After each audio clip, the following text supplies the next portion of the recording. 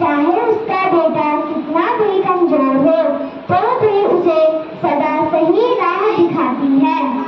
ऐसा ही एक किस्सा हम आपको यहाँ दिखाने जा रहे हैं। Good morning class. How are you? I am awesome. Okay, sit down. Thank you. तो आज मैं आपको बताऊंगी कुछ जंगली जानवरों के नाम, जैसे शेर, चीता, भालू आदि। Okay, you got it? Yes, ma'am. Okay, Dhruv, stand up. Tell me one wild animal name. Ma'am, tiger. Very good. Sit down. Okay, Ritwik, stand up. You tell me. Ma'am, lion. Excellent. Sit down. चलो addition, stand up. अब तुम बताओ कि जंगली जानवर कौन से होते हैं? क्या? जंगली जानवर? पता नहीं वो क्या होते हैं। ध्यान कहाँ रहता है तुम्हारा? तुम्हारे इस बर्ताव से तो मैं तंग आ गई हूँ। Sit down. Addition, come here. ये लो ये लेटर, ये आप अपनी माँ को दे देना, किसी और को नहीं देना है। Yes, teacher. Sit down.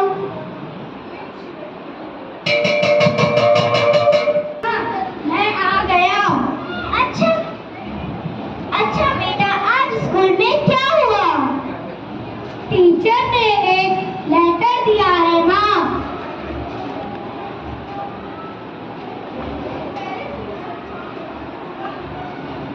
माँ, इसमें क्या लिखा है? कुछ नहीं बेटा, इसमें लिखा है तुम्हारा बेटा बहुत समझदार है, हमारे पास उसे पढ़ाने के लिए इतने एजुकेटेड टीचर्स नहीं हैं, आप उसको किसी अच्छे स्कूल में डाल दीजिए या फिर आप उसे घर पर ही पढ़ाइए। ये चलो बेटा, आज से मैं तुम्हें घर पर ही पढ़ा देती हूँ। एडिशन की माँ की डेथ हो गई।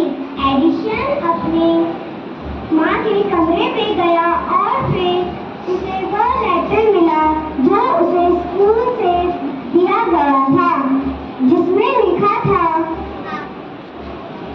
आपका बच्चा बौद्धिक रूप से बहुत कमजोर है, हम उसे स्कूल में और नहीं रख सकते, उसे स्कूल से निकाला जा रहा है, धन्यवाद। यह सुनकर वह भावुक हो गए। माँ, आप सच में मेरे लिए भगवान थी, आज मैं जो कुछ भी हूँ सिर्फ आपकी वजह से हूँ, अगर आप मेरा हौसला नहीं बढ़ाते तो मैं इस दुनिया को रोशनी नहीं दे पाता, ये सब आपकी वजह से है। थैंक्स माँ। वास्तव में माँ बच्चों की पहली गुरु और भगवान होती है। माँ जैसी ममता किसी रिश्ते में नहीं होती, सचमुच माँ किसी फरिश्ते से कम नहीं होती।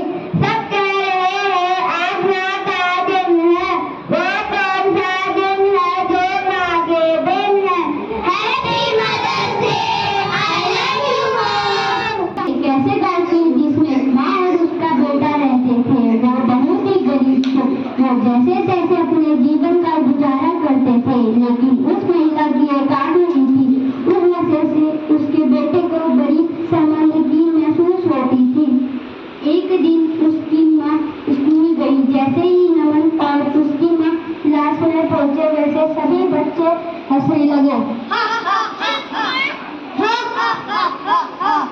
ये आ गया अपनी काली माँ के साथ, इसकी माँ तो अंधी है, उनको क्या दिखता होगा। काली माँ का काला बेटा। जैसे ही सब लोग हंसने लगे वैसे ही नमन को अजीब लगने लगा और उस दिन से नमन ने एक फैसला किया।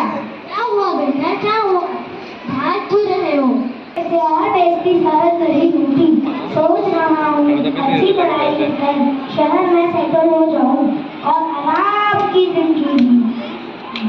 10 साल बाद जैसा नमन ने सोचा था वैसे वो शहर में सेटल हो गया। नमन के जाने के बाद उसकी माँ और बीमार होने लगी और जब भी फोन करती नमन फोन उठाता ही नहीं था।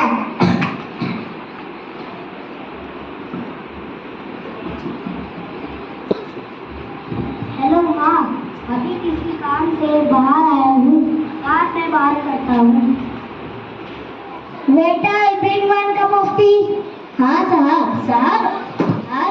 साहब आपको देखा हुआ जैसा लग रहा है, क्या आप निर्मला मैडम के बेटे हो? हाँ, पर तुम्हें कैसे पता? अब तुम्हारी आँख कैसी है? मेरी आँख को क्या हुआ?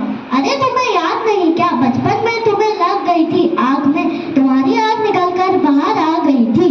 हाँ, कुछ याद आ रहा है। अगर तुम्हारी ध्यान ना होती, तुम्हारी आँख अब तक खराब हो गई होती। माँ ने मेरे लिए इतनी बड़ी कुर्बानी दी और मैं उनसे नफरत करता हूँ, मुझे तो भगवान भी माफ ना करे। जैसे ही नमन ने ये सब सुना, वो पहली गाड़ी से अपनी माँ के पास गया। माँ, नमन बेटा तू आ गया?